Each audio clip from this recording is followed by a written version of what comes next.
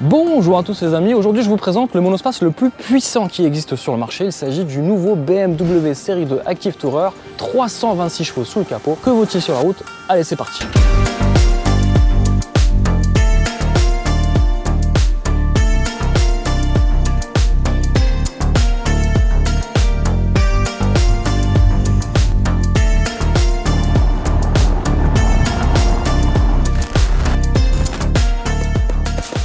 Ce que je vous propose, c'est de tester un petit peu les accélérations de ce monospace le plus puissant.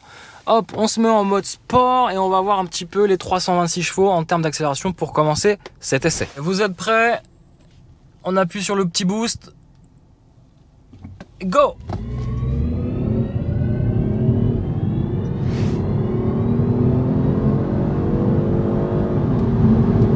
Waouh! Alors réalisé bien sûr sur route fermée, autant vous dire que ça pulse pas mal à bord de ce monospace signé BMW. Allez, c'est parti, en avant l'essai.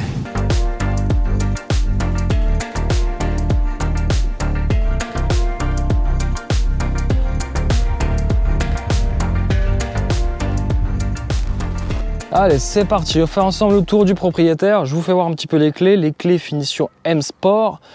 Voici de face avant 3/4 le nouveau Série 2 Active Tourer. Pour ceux qui ne connaissent pas, il s'agit bien sûr d'un monospace et qui pourra peut-être faire concurrence à son grand frère, le BMW X1, puisqu'ils ont la même plateforme. Et oui, mais pas le même design. Dites-moi un petit peu en commentaire aussi si vous êtes plutôt monospace ou SUV.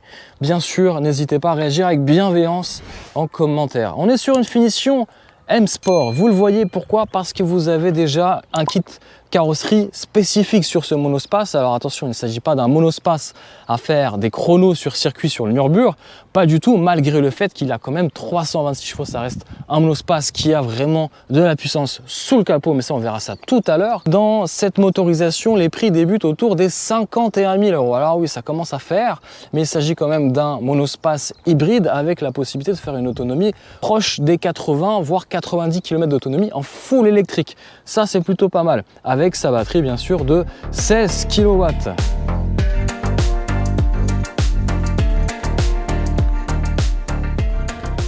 Je vous donne un petit peu les options. Donc on est sur une finition M Sport, je vous l'ai dit, ça vous le savez, 4 150 €.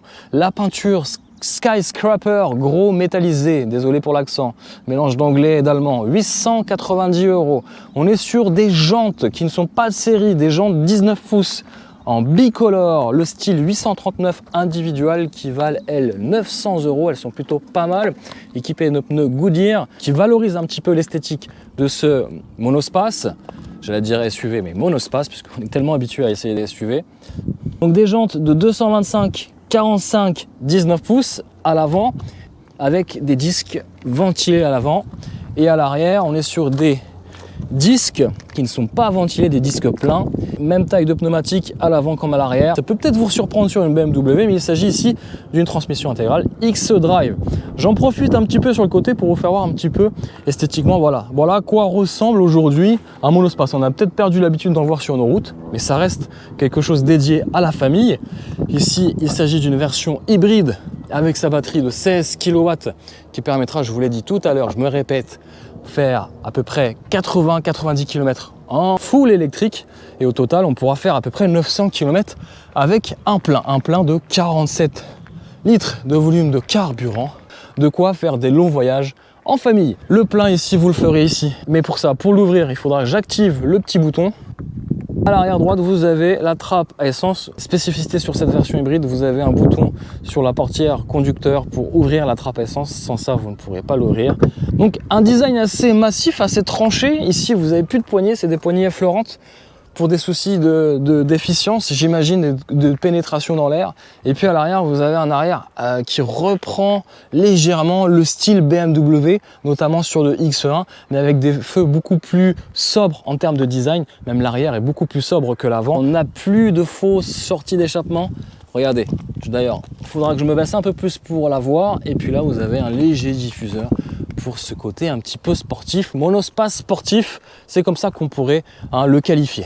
Malheureusement, on n'est pas sur un break, donc on ne pourra pas ouvrir la lunette arrière pour accéder directement au coffre. Ici, on a le Black Shadow Line étendu. Terminé les joints chromés, on est sur des joints en plastique noir brillant qui rajoute un petit peu à ce côté sportif avec un vitrage arrière et lunettes arrière teintées qui donne et qui rajoute et qui renforce un peu plus la sportivité, on l'aura compris. Et l'avant, on a ici des fausses entrées d'air et une vraie ici pour refroidir un petit peu le dispositif de freinage. Des entrées d'air ici, vous en avez, ici aussi, avec ici deux lames qui permettent de s'ouvrir pour refroidir ou non le moteur. Vous avez aussi tous les systèmes d'ADAS planqués ici, c'est très astucieux et on ne le voit pas. Et puis vous avez ce gros naseau noir qui lui va bien finalement à ce monospace. On a les projecteurs BMW LED à l'avant.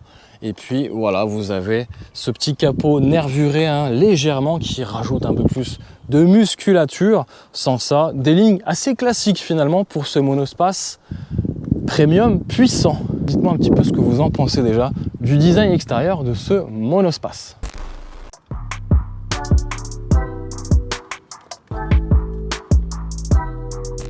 Bon, on va parler habitabilité, on va parler tout d'abord du volume de coffre. Alors le volume de coffre sur cette partie arrière, bon, regardez ce petit logo avec le cercage bleu. À votre avis, ça veut dire quoi?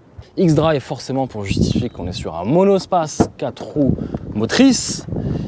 Et la ouverture du haillon pour laisser place à 405-406 litres de volume de chargement. C'est 70 litres de moins que la version monospace 100% thermique à cause effectivement du placement des batteries sur le châssis sur la partie arrière et puis effectivement du moteur électrique. Bien entendu, on perd en volume de chargement. Ici, vous avez quand même un petit rangement pour mettre les gros câbles électriques.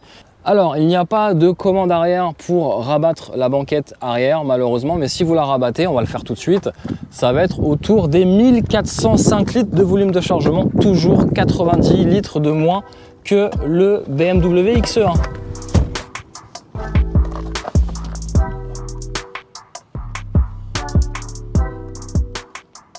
Et autant vous dire que c'est aussi 90 litres de moins que la version X1 PHEV avec la même motorisation. Donc autant vous dire que là, il y a de quoi fortement hésiter si vous voulez un peu plus de volume de coffre. Avantage au X1. Allez, j'en ai terminé, on passe à l'arrière. Et à l'arrière, on va dire que les passagers sont quand même bien choyés puisque vous avez de quoi régler de différentes manières l'inclinaison des sièges arrière. Et puis forcément, vous avez de la place à l'arrière, espace aux jambes également. Et puis finalement, vous avez aussi une bonne assise assez moelleuse, bien entendu, toujours dans les voitures. Vous avez la place du milieu qui est légèrement sacrifiée, mais encore une fois, même l'assise reste confortable. Et puis en plus, vous allez avoir de la place aux jambes, puisqu'ici, le tunnel de transmission n'est pas exagérément prononcé. À l'arrière, vous pourrez aussi brancher vos deux téléphones portables avec seulement les prises USB-C disponibles, ventilation et réglage ici, sur cette partie-là, et vous allez pouvoir un petit peu admirer le poste de pilotage. On a de la place, bien sûr, au-dessus de la tête. Merci le toit au vent qui permet de gagner encore un peu plus de centimètres au-dessus de la tête. Et puis, moi, j'ai quand même un peu de la place. C'est pas énorme. Je m'imaginais avoir un peu plus de place. Heureusement qu'ils ont creusé ici les sièges pour augmenter l'espace en face de mes genoux. C'est pas non plus la grande folie. Et puis si je ferme, hop, petit cocon à bord, là je pense qu'on peut vraiment s'installer confortablement. En plus j'ai incliné mon siège à l'arrière, petit appui-tête réglable. Il me reste plus qu'à déployer, vous connaissez, le petit accoudoir. Et puis on est pas mal pour faire de longs kilomètres. En plus, je dois vous avouer que les appuis-têtes sont bien rembourrés, donc on a vraiment un bon moelleux. De quoi passer un bon petit moment à l'arrière de ce monospace. Ce que je vous propose, c'est d'ouvrir le capot. On voit ça tout de suite. Alors j'oubliais un truc, un petit détail qui a son importance quand même. Lui, ce Active Tourer 2 ne proposera pas de banquette coulissante arrière réglable. Ça, c'est un petit peu dommage sur la partie modularité. Bon, je ne pouvais pas résister et vous montrer un petit peu cet intérieur. On revient juste après pour vous présenter en détail cet intérieur. Alors, sous le capot moteur, qu'est-ce qui s'y cache? Il s'y cache un moteur 3 cylindres, 1,5 litre turbo qui lui fait 150 chevaux sur la partie thermique et 176 chevaux sur la partie électrique, ce qui fait 326 chevaux. Au total, on arrive sur un couple de 477 Nm de couple, ce qui est plutôt pas mal pour relancer les 1,9 tonne de ce monospace. En termes de gabarit, il s'agit d'un monospace plutôt compact, puisque en longueur, on atteint les 4,40 m, 4,39 m pour être plus exact, et en largeur, on est sur 1,82 m, en hauteur 1,50 m. Autant vous dire que c'est un monospace passe-partout. Autre point important, si vous voulez remorquer, il est possible de remorquer jusqu'à 1400 kg. Et ici, on n'a pas l'attelage électrique, mais il est possible de l'avoir. Donc si vous voulez remorquer avec ce monospace électrifié, il n'y a pas de souci, vous avez de quoi faire, surtout avec les 477 Nm de couple. Okay, attention, 2 vérins quand même, important de savoir. Hop, allez.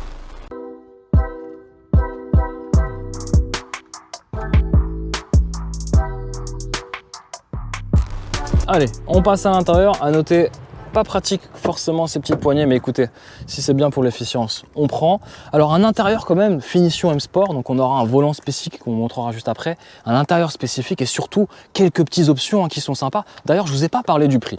Le prix de ce modèle d'essai approche les 68 000 €. On a à peu près 17 000 € d'options qui valorisent le savoir-faire BMW, qui valorise ce monospace. Bien entendu, tout le monde n'aura pas cette configuration. Alors on passe à l'intérieur. Et l'intérieur, autant vous dire, je vais passer tout de suite sur une option qui vaut le détour. C'est cette sellerie cuir Vernasca Oyster, facturée 1 350 €. Alors c'est vrai que vous pouvez avoir quasiment la même sellerie avec vraiment la même couleur, la même teinte. Ça ne sera pas du cuir, ça sera du simili-cuir et ça c'est gratuit. Je vous encourage vraiment à configurer des intérieurs loin d'être austères. On en a marre du noir, ok? Et là je trouve que cette couleur beige, couleur huître, beige, lui va bien avec effectivement ce nouvel intérieur dédié à la nouvelle gamme BMW. On l'a vu aussi sur le X1, ça reprend les mêmes choses. On a l'impression vraiment d'être à l'intérieur d'un X1 et pourtant nous sommes à l'intérieur d'un monospace, d'un série 2 Active Tourer. Autant vous dire que c'est vraiment pas mal de qualité. Et puis ici, on a aussi en option le système IFI Harman Kardon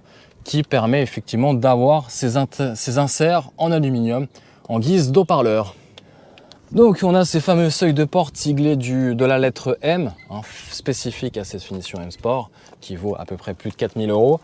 Et le siège électrique, pareil, c'est une autre option. Je vous mettrai les tarifs bien sûr en description. Et vous pouvez aussi bien sûr avoir les sièges chauffants et massants.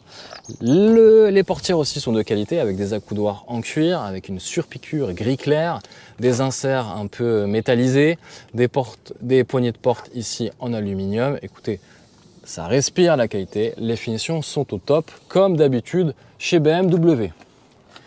Et c'est vrai que le moelleux de ces sièges, avec un bon confort, je vous les recommande. Alors c'est une option certes qui a son petit prix, ça rendra agréable vos longs trajets. Allez, à bord, c'est simple. Vous avez l'impression, comme je le disais tout à l'heure, d'être dans un BMW X1. On a une petite boîte à gants, un petit range accoudoir qui n'est pas super profond et loin d'être super pratique. Et puis vous avez effectivement cet accoudoir presque flottant avec ici le sélecteur de conduite, les différents modes de conduite, le réglage du volume, la caméra 360 avec vue panoramique. Bon, c'est vrai que ça présente plutôt bien, mais encore une fois, on aime bien avoir la petite molette qui permet de gérer les menus. Vous avez été nombreux à être déçus effectivement de la non-présence de cette molette, de ce raccourci qui permettait d'éviter de mettre les doigts sur l'écran. Je suis totalement d'accord avec vous. C'est la même chose sur ce série 2 Active Tourer, c'est la même chose sur le X1. Donc rien ne change. Ici vous avez un joli volant M Sport. Pour moi c'est l'un des plus beaux volants que BMW a produit. Je trouve qu'il est très beau, très sobre et à la fois bien quali, avec ici un gainage en cuir, avec une surpiqûre noire, les palettes au volant avec ce fameux mode boost qui permettra d'atteindre le nirvana à bord de ce monospace. Non, en tout cas, il permettra d'avoir des bonnes performances, d'excellentes performances. 0 à 100, je vous rappelle, en 5,5 secondes. Et puis, effectivement, vous avez cette planche de bord. Alors, je ne sais pas si c'est du cuir ou du simili-cuir, mais ça rend la chose beaucoup plus agréable. Et en termes de perception, c'est vraiment un sans faute. Alors, c'est vrai que si je dois démarrer l'engin, écoutez, démarrage en silence, même malgré la petite musique d'accueil qui est effectivement critiquable ou non. On a ce nouveau système de navigation qui me fait penser un petit peu aux anciens systèmes de navigation Android avec des icônes de la même couleur ou plus ou moins, et c'est un peu difficile de s'y retrouver. Une fois que vous avez compris comment ça fonctionnait, on peut vraiment naviguer à souhait, mais c'est vrai que j'ai mis pas mal de temps à m'y faire, et une fois que vous savez où mettre les doigts, écoutez, après vous avez tous les raccourcis. Point fort, on le verra tout à l'heure, hein, c'est les consommations, bien sûr, on est à bord d'une hybride, mais les consommations sont vraiment très basses. Ces points forts, c'est la consommation, très basse consommation, et la grande autonomie que nous offre cette voiture hybride. Donc ça, on le verra juste après au volant. N'hésitez pas à me dire ce que vous pensez de cet intérieur. Est-ce que vous êtes plutôt sur le style du nouveau classe B ou ce série Active de Tourer. En tout cas, effectivement, vous l'avez bien compris, sur le marché des monospaces compact premium, il n'y en a pas beaucoup, ils ne sont que deux. Donc il y a le BMW série 2 Active Tourer et le Mercedes classe B. À vous de choisir en bas en commentaire.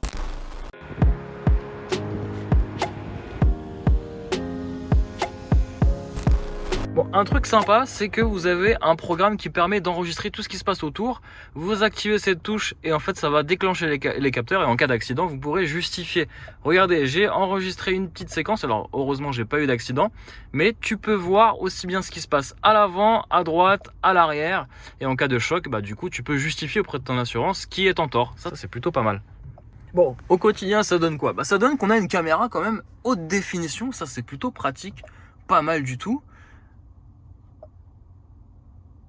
On peut avoir la petite vue 3D aussi, c'est aussi pas mal du tout. Alors, autre fonction utile ou non, en tout cas, c'est drôle d'avoir ça. On a une petite caméra à l'intérieur, donc souriez, vous êtes filmé, coucou. Donc je peux me prendre en photo, regardez, hop, voilà. Je peux me prendre en photo, hop, et puis je peux aller voir mes petites photos que j'ai prises tout à l'heure, voilà, hop, on en a quelques-unes, une avec madame, voilà, pour les petits curieux. Et puis voilà, donc gadget utile ou gadget inutile, à vous de me dire en bas dans les commentaires. Alors vous le voyez, hein, il est magnifique cet intérieur, j'adore cette config. Regardez, ici c'est le subwoofer qui fait trembler un petit peu les sièges avec une belle qualité auditive du système hi-fi Harman Kardon à 810 €. En tout cas, si vous êtes fan mélomane, je vous conseille cette option. Alors ce que j'aime bien moi, c'est les petits points de détail comme ça, c'est que voilà, vous avez la miniature qui se tourne en 360 degrés. Je peux à la fois mettre les pleins phares, il met les pleins phares, je mets les clignotants, il met le clignotant. Voilà des petits points de détail mais qui respirent la qualité et la technologie. Alors attention, la technologie ne s'arrête pas qu'à ça chez BMW, loin de là, mais j'aime bien ce petit clin d'œil, ce petit genre de détail. Bon, j'ai activé le mode expressive.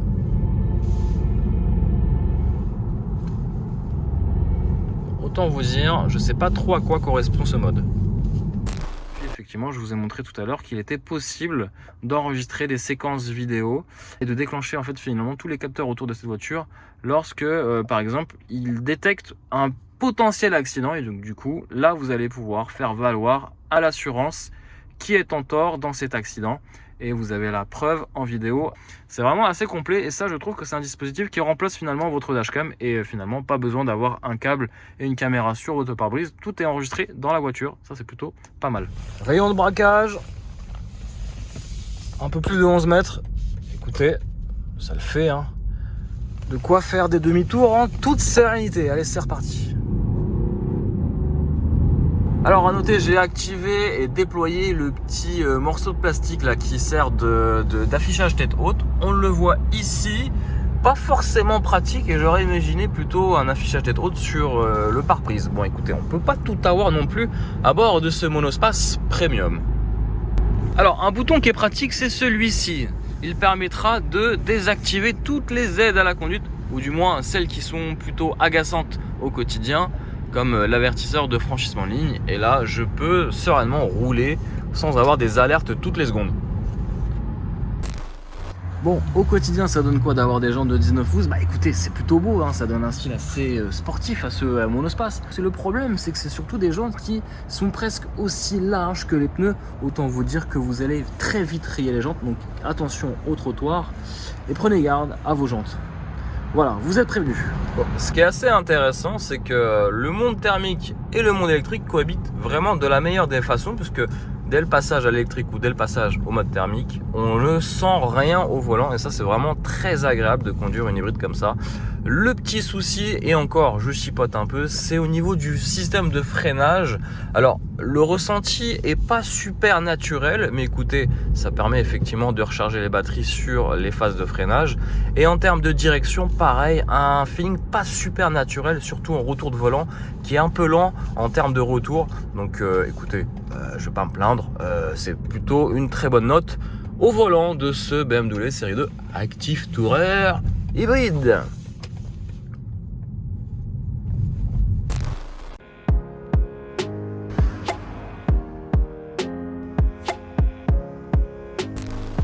Bon, petit point sur les consommations. Et là, comme je vous le disais en début de vidéo, c'est assez étonnant d'avoir des consommations aussi basses. Alors bien sûr, vous allez me dire, effectivement, quand tu as la batterie pleine, forcément, les consommations sur la partie thermique sont très basses. Alors, consommation batterie pleine, ça va être simple. Là, les consommations thermiques sont très basses. On est autour des 1 voire 2 litres au 100. Donc ça, c'est plutôt cool quand vous avez le pied léger sur l'accélérateur et surtout vous activez ce mode-là. J'appuie sur My Mode et je mets le mode efficient, très important.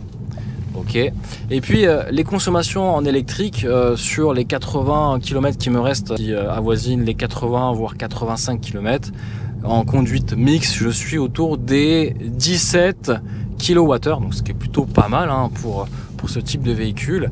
Et d'après mes tests, lorsque la batterie est vide, batterie électrique est vide, du coup là vous êtes plutôt en consommation mixte thermique autour des 6 litres au 100, 6 litres 5 à peu près sur autoroute et 6 litres voire 5 litres 5 en conduite normale. Donc autant vous dire qu'on est vraiment sur des consommations proches d'un diesel et une autonomie proche d'un diesel. Donc c'est vous dire hein, les très bonnes capacités de sobriété. Bon, au quotidien, qu'est-ce que ça donne? Bon, vous le voyez, éclairage de nuit, assez sobre à mon goût. Mais c'est pour vous dire quelque chose d'assez intéressant ou inintéressant pour ceux qui ne sont pas forcément intéressés pour les hybrides. Mais c'est vrai qu'en termes de freinage, on ne peut pas choisir le niveau de récupération d'énergie. Vous savez, sur certains hybrides, vous avez les palettes au volant derrière pour gérer le niveau de récupération. Ici, les palettes au volant servent uniquement à passer les rapports et activer le mode boost pendant 10 secondes pour activer les 326 chevaux, ça vous l'avez bien compris. Mais c'est vrai que c'est un peu dommage, du coup la récupération d'énergie se fait de manière automatique par le système et donc c'est le système qui gère automatiquement s'il y a besoin de générer un frein à moteur comme ici. Là je recharge à 57 kWh. Écoutez, c'est plutôt pas mal et dans les descentes vous rechargez forcément légèrement les batteries. Il me reste 28 km à rouler en ville potentiellement et surtout en silence. Et à ce petit jeu, vous le voyez bien, sur 3h36 de route et 176 km, j'ai parcouru en électrique 128 km. Donc, ce qui est plutôt vraiment rassurant, c'est que finalement les kilomètres annoncés en électrique, ce sont des vrais kilomètres. Bon alors, au niveau récupération d'énergie, je vous le disais tout à l'heure, ça se récupère tout seul. Et regardez, ça freine tout seul, récupération d'énergie automatique. On aime ou on n'aime pas, en tout cas, vous n'avez pas le choix. L'auto gère tout toute seule.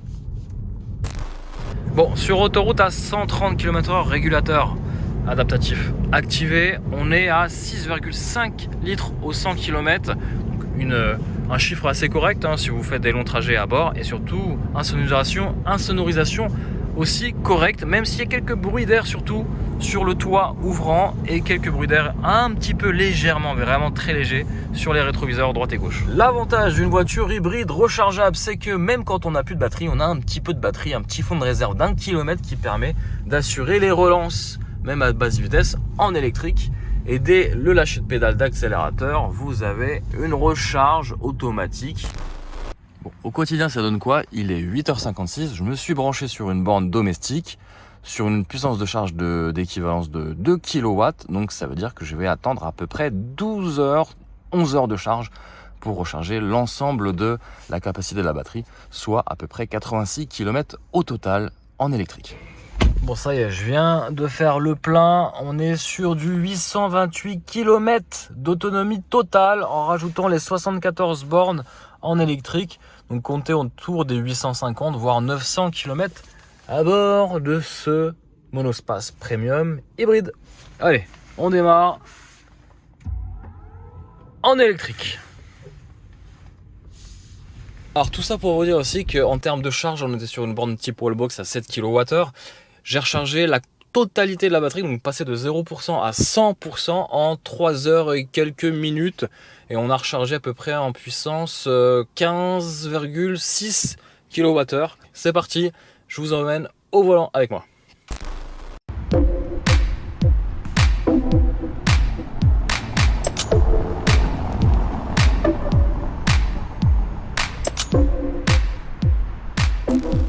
Allez, c'est parti, en route. Alors, démarrage en silence puisqu'il s'agit d'une hybride de 326 chevaux. On va voir un petit peu ce que ça vaut sur la route. Et c'est vrai que déjà, en termes de position de conduite, on est surélevé comme sur un X1. Et en visibilité, j'ai envie de vous dire, c'est presque aussi bien qu'un BMW X1, puisque j'y vois vraiment clair aussi bien. On a une grande vitre à l'avant, on a aussi des panneaux latéraux qui sont vraiment très grands, et à l'arrière, j'ai une super bonne visibilité. Autant vous dire, on ne peut pas mieux faire à bord de ce monospace. Donc là, ce qui est marrant, alors ce qui est bizarre, c'est la sensation du volant. Sensation où je pense que la direction est quasiment majoritairement électrique. Et donc le feeling avec la route n'est pas forcément évident. Et on a un retour de volant. Quand vous faites demi-tour, le volant ne revient pas forcément tout de suite à sa bonne position. Ça, c'est le petit point négatif, entre guillemets. Sans ça, silence à bord. Ça, c'est vraiment confortable. Et puis, j'ai l'impression vraiment de dominer la route à bord de ce BMW Série 2 Active Tourer. Alors, on peut changer de différents modes. Là, les modes, on est plus sur Eco Pro, effectivement. On est sur des modes de nouvelle génération, sur le nouveau système de conduite chez BMW. On a le mode personnel, donc individuel, le mode sport. Où là, on a le moteur 3 cylindres qui se réveille. Alors, on va juste le désactiver pour l'essai. Et puis, on a le mode efficient. Alors, l'idée sur une hybride, bien sûr, c'est pas de faire des records de chrono, mais plutôt des records de consommation. Et donc, vous verrez qu'ils sont plutôt pas mal hein, en termes de consommation. Expressive, c'est le mode un petit peu qu'on avait essayé sur la BMW i7. C'est un mode un petit peu bizarre. C'est qu'à chaque fois que vous allez solliciter les freins ou l'accélérateur, vous avez l'impression d'avoir quelque chose qui coince un petit peu dans les roulements. Écoutez. Ou une musique classique qui sonne un petit peu en fond, en tâche de fond. Bon, écoutez, c'est un petit peu bizarre. C'est pas le mode que je vous recommanderais.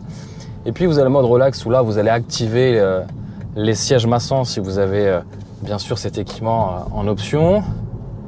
Sinon, vous roulez toujours en silence et ça, c'est ça l'avantage, c'est que vous pouvez aussi forcer le mode électrique sur les basses vitesses pour vraiment rouler en 100% électrique. Là, je roule en 100% électrique, le moteur thermique est complètement éteint et c'est vraiment une des bonnes choses et surtout qu'en électrique, on peut évoluer jusqu'à 83 km. Là, ici, c'est vraiment 83 réels kilomètres en électrique sur du plat, bien sûr, et ce qui permettra effectivement de faire quasiment la totalité de vos trajets quotidiens et ça c'est une bonne chose. Et en revanche, si vous voulez voyager et partir sur des longs trajets en famille, chargé avec le coffre chargé, là ça sera possible puisque vous allez pouvoir atteindre quasiment 850 voire 900 km à bord de ce monospace. Donc autant vous dire que vous ne serez pas contraint de recharger tous les 200-300 km sur autoroute. Et ça c'est une bonne nouvelle à bord de ce monospace hybride. Alors le mode sport, je vais le mettre quand même, mais écoutez, je suis un peu gêné quoi.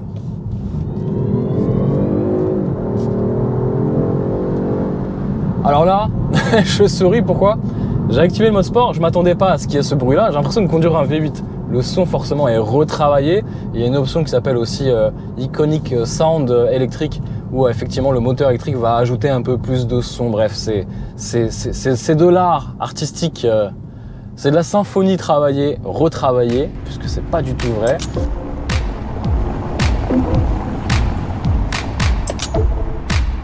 Allez, on change d'angle pour parler un petit peu du comportement routier. Alors attention, on n'est pas sur une voiture sportive, malgré les apparences, entre guillemets, sur la fiche technique, hein, parce que c'est vrai qu'avec 326 chevaux sous le capot et des performances de BMW M3 E46, je préfère le préciser, E46, donc ça remonte à plus de 10 ans.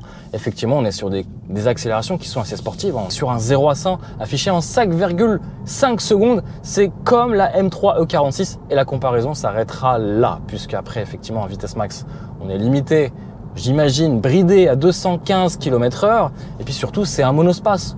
Et puis surtout, les trains roulants, les freins ne sont pas dimensionnés comme une M3. Donc bien entendu, c'était le petit clin d'œil côté sportif de ce monospace. Ça en fait aussi l'un des monospaces les plus sportifs qui n'a jamais été produit, puisqu'avec 326 chevaux sous le capot, autant vous dire qu'on a de quoi répondre à la moindre sollicitation, à la moindre relance. Même les gosses à l'arrière et le coffre rechargé, on a de quoi relancer confortablement et c'est ça qu'on apprécie à bord de cette voiture hybride. Donc effectivement, en termes de comportement routier, on est loin d'une M3, on est plus sur un comportement routier d'un BMW X1. D'ailleurs, on est quasiment sur le même châssis, donc on retrouve quelques similarités avec le BMW X1. Donc ça sera plus une question de philosophie, choisir entre le monospace ou le SUV. La différence entre les deux, effectivement, elle est d'abord esthétique, mais elle est aussi tarifaire, puisque le BMW X1 est facturé à peu près 3 à 4 000 € de plus que le BMW série 2 Active Tourer, il faut le savoir. En termes de conduite, le confort est là malgré les jantes de 19 pouces avec un flanc assez épais qui font que sur sol un peu dégradé, on a effectivement quelques secousses mais rien d'inquiétant. Je trouve qu'il est beaucoup plus confortable que le X1 M Sport, on est sur une finition M Sport et je trouve que, écoutez, ça s'enchaîne plutôt bien. Effectivement, ça s'écrase un peu sur l'avant, bien sûr une petite prise de roulis, mais écoutez, on est sur un monospace, on n'est pas sur une voiture sportive, on n'est pas sur une M3. Hop, petite caméra de recul, 360 s'il vous plaît. Et puis rayon de braquage, à peu près plus de 11 mètres, donc ce qui équivaut à une compacte, hein, comme une série 1 ou une classe A. Là, vous entendez le moteur. Le 3 cylindres se fait entendre dès lors que vous le sollicitez. Dès lors que vous avez plutôt le pied léger sur l'accélérateur, vous allez plutôt osciller entre moteur thermique et moteur électrique, donc du coup à bas régime. Je suis désolé de ne toujours pas avoir compris. C'est pas grave. Peut-être encore apprendre. Stop. Finalement, ce BMW série 2 Active Tourer, si on ne réveille pas ce moteur 3 cylindres qui fait lui 150 chevaux, écoutez, on évolue quand même plutôt en silence, dans un confort vraiment agréable, acceptable. Donc c'est plutôt aussi l'un de ses points forts. Le point négatif sur ce monospace hybride, c'est le poids. On atteint 1920 kg sans le conducteur à l'intérieur et sans avoir fait le plein. Effectivement, s'il y a le conducteur plus le plein, autant vous dire qu'on approche plutôt des 2 tonnes sur la balance. Au final, ce monospace est quand même moins lourd qu'un SUV et c'est ça la bonne chose qu'il faudra retenir. Ce monospace est aussi technologique, hein. Merci BMW de nous fournir toute la technologie à bord. Alors, bien sûr, il faudra mettre la main au portefeuille pour ajouter les différentes aides à la conduite. Certaines sont déjà comprises de série sur cette finition M Sport et d'autres ne sont pas encore comprises, donc il faudra rajouter un peu plus en option. On a le Drive Assist Pro qui effectivement permettra d'ajouter encore plus de sérénité, de confort sur vos longs trajets. Ça, c'est vraiment très agréable. C'est vrai qu'il est quand même confortable, hein. Comparé au X1 M Sport avec les jantes 19 pouces, je dois vous dire que là, le monospace est beaucoup plus confortable. Voilà les amis, j'espère que cet essai à bord de ce BMW série 2 Active Tourer vous a plu. Un spécimen en voie de disparition malheureusement au profit des SUV. Dites-moi un petit peu ce que vous en pensez de ce BMW série 2 Active Tourer en bas en commentaire. N'hésitez pas à mettre le petit pouce pour le soutien et aussi à vous abonner à la chaîne si vous n'êtes pas encore abonné à la chaîne. Et moi je vous retrouve pour de nombreuses aventures en vidéo sur la chaîne vlog Cars Passion. Ciao ciao.